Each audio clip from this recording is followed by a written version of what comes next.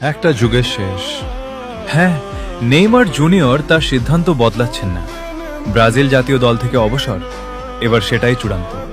এর মানে আর কোনো বিশ্বকাপ বাছাই, কোপা আমেরিকা কিংবা বড় টুর্নামেন্টে ব্রাজিলের জার্সিতে দেখা যাবে না ফুটবলের এই জাদুকরকে।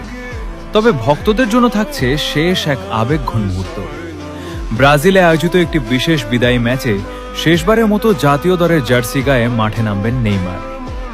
ব্রাজিল ফুটবল কনফেডারেশন চায় দেশের অন্যতম সেরা এই কিংবদন্তিকে প্রাপ্য সম্মানেই বিদায় জানাতে। একটা নাম, হাজারো স্মৃতি, অসংখ্য গোল, অবিশ্বাস্য ড্রিবল, চোখ ধাঁধানো স্কিল আর কোটি ভক্তের ভালোবাসা।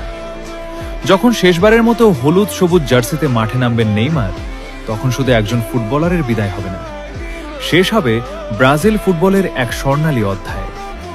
কিংবদন্তিরা কখনো হারিয়ে যায় না, তারা থেকে যায় ইতিহাসের পাতায়।